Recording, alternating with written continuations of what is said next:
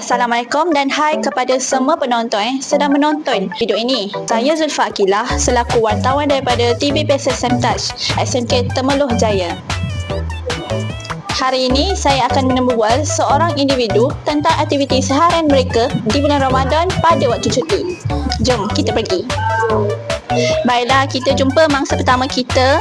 Mereka ni nak kata tetamu istimewa, tak istimewa sangat. Jom kita pergi nombor bual diorang.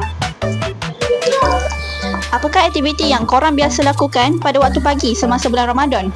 Membaca Al-Quran. Membaca Al-Quran dulu. Cakaplah sesiapa. Okay, saya sebelum saya baca Al-Quran, saya solat dulu.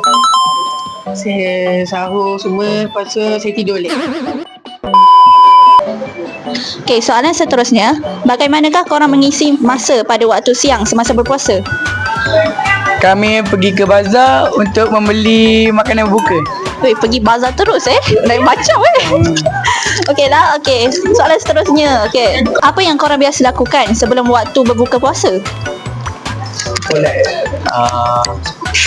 Riadah petang, lepas tu pula pergi ke bazar. Bazar lagi? Dia ni dah berbuka dah kan? Yelah sebelum buka ni. Belum. Okeylah, soalan seterusnya. Apa makanan kegemaran korang semasa buka puasa? Ayam masak merah.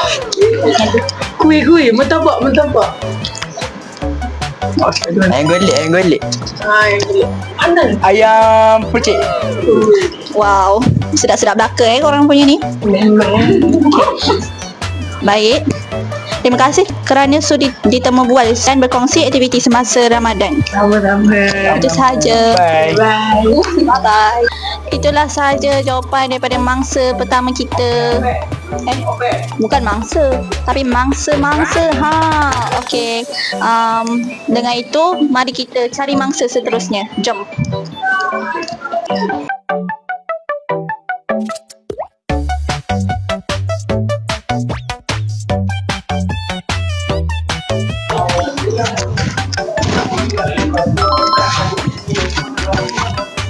Hai akak, boleh tak saya interview akak sekejap? Okey kak, apakah aktiviti yang akak biasa lakukan pada waktu pagi semasa bulan Ramadan? Aktiviti yang biasa saya lakukan pada waktu pagi semasa bulan Ramadan ialah bangun pagi dan sahur bersama keluarga, kemudian solat subuh bersama-sama dengan keluarga secara berjemaah. Wow, begitu. Baik kak, soalan seterusnya. Macam mana akak mengisi masa pada waktu siang semasa berpuasa? Kebiasaannya saya akan mengisi masa lapang dengan berehat, ulang kaji atau tolong keluarga kemas rumah untuk persediaan hari raya nanti. Wow, akak sangat rajin ya. Tolong ibu ayah akak. Baiklah kak, ada lagi 2 soalan lagi. Saya akan tanya yang lain pula. Apa yang akak biasanya lakukan sebelum berbuka puasa? Sebelum buka puasa, biasanya kita akan tolong mak kita masak kat dapur lah. Time tu kita tolong masak pinggan, hidang juadah. Lepas tu tunggu sama-sama dekat ruang tamu untuk berbuka. Wow, sangat rajin. Baiklah kak, soalan terakhir. Apakah makanan kegemaran akak semasa buka puasa?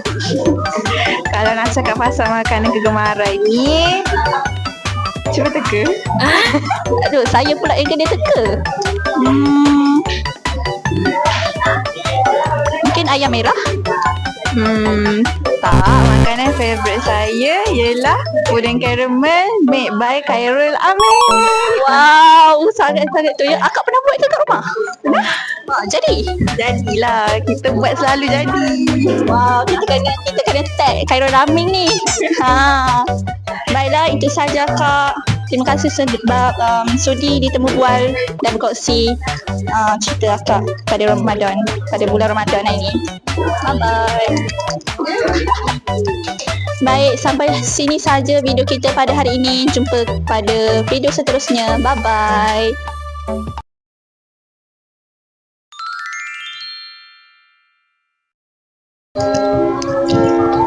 Assalamualaikum dan salam sejahtera.